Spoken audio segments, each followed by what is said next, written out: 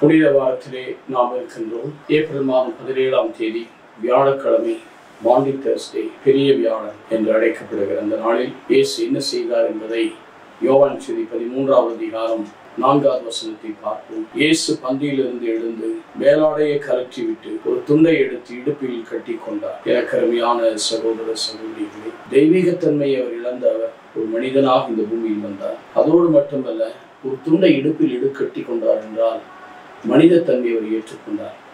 இந்த மனித தன்மை ஏற்றுக்கொண்டதினாலே இந்த பெரிய வியாழன் 3 முக்கியமான காரியங்களில் அவர் செய்கிறார். ஒன்று, லூக்கா 22:27 பார்க்கிறோம். நான் உங்கள் மத்தியில் பணிவிடைக்காரன் கூட இருக்கிறேன். இந்த கான்டெக்ட்ல இருந்து பந்தியில் பணிவிடுகிறன் பெரியவனா, பந்தியில் விருந்துகிறன் பெரியவனா? பந்தியில் விருந்துகிறவன் தான்.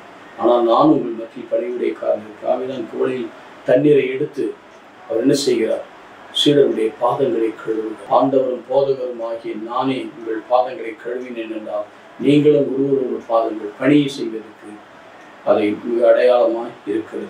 இரண்டாவதாக அவர் குருத்துவத்தை ஏற்படுத்துகிறார். மனிதன் என்ற முறையில் பணிவிடை செய்கிறார், தேவன் என்ற முறையில் பணிவிடை செய்கிறார். குருத்துவத்தை ஏற்படுத்தும். மெல்கிசேதேக்கு என்றென்றும் குருவாக திருப்பாடல் 114 பார்ப்போம். தொடக்கம் 14 ஆபிரகாம் எப்படி ஆசீர்வதித்த போது 10 பங்கு கொடுத்தார்.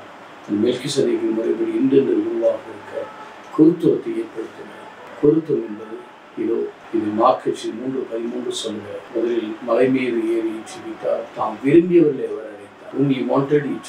நீங்கள் என்னை தேர்ந்து கொள்ள யோவான் 15:14. உலகில் சென்று கனி தர முடியாத அந்த கனியில் நினைத்திருக்க முடியாத நான் உங்களை ஏற்படுத்தினேன் என்று சொல்லப்பட்டிருக்கிறது. ஆகவே தம்மோடு இருக்கவும் விரும்பியதை தேர்ந்து தம்மோடு இருக்கும் துபிவிதி பேய்களை ஊட்டவும் நோய்களை குணமாகவும் நற்செய்தி அறிவிக்கவும் இதோ அவர் தெரிந்து கொண்டார். ஆகவே குருத்துவம் என்பது அவருடைய பணியிலே அவர் விட்டு சென்ற பணியை தொடர்ந்து ஆற்றுவதற்காக சிறப்பாக தம்மோடு இருக்கவும் பேய்களை ஓட்டவும் நற்செய்தி அறிவிக்கவும் நோய்களை சுகமாக்கவும் அவர் தம் திருத்துதலை தேர்ந்து கொண்டார். அவர்களுக்கு திருத்துதல் என்று பெயரிட்டார். அனுப்பப்படுகிறார்கள். 12 பேர் அனுப்பப்பட்டார். மூன்றாவது, திவ்ய நற்கருணை ஏற்படுத்தி. அங்கே பாருங்கள், முதலிலே அவர் பணிவிடை செய்கிறார், அன்பு பதிவு செய்கிறார். இரண்டாவதாக குருத்துவத்தை ஏற்படுத்தி. ஏன் குருத்துவத்தை ஏற்படுத்தி அந்த திவ்ய நற்கருணை என்றால் இதை நினைவாக செய்யுங்கள். நினைவாக செய்வனர் குரு இருக்கவே. ஆகவேதான் அவர் அந்த இடத்திலே திவ்ய அப்பத்தை எடுத்து இந்த உடலில் திராட்சரச கிண்ணம் எடுத்து இது ரத்தம் என்றும் அவர் ஒப்பு கொடுத்து இதை நினைவாக செய்யுங்கள். எதற்காக நினைவாக செய்யும்? 1 Corinthians 11வது அதிகாரம் 26வது வசனம். இயேசு கிறிஸ்து வருகின்றவரை அவருடைய பாடுகள், மரணம், உயிர்ப்பை நாம் நினைவு கூறுவதுதான் இந்த திவ்ய நற்கருணை. அவருடைய சாவை நினைவு, அவருடைய சாவை நாம் நினைவு கூர்ந்து அவர் வருகிறவரை இதை நிறைவேற்ற நாம் நினைவாக செய்யும்.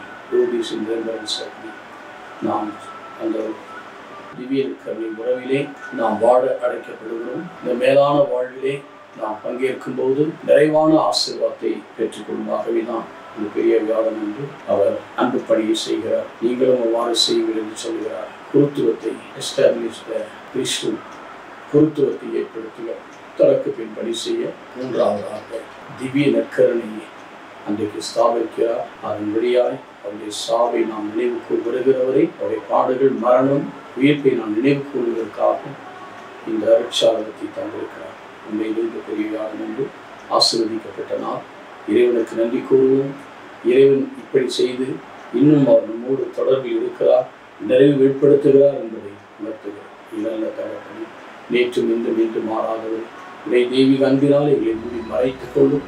நீர் வாழ்வழித்து என்றும் தேற்றும் நல்ல தகப்பனை. ஆமென்.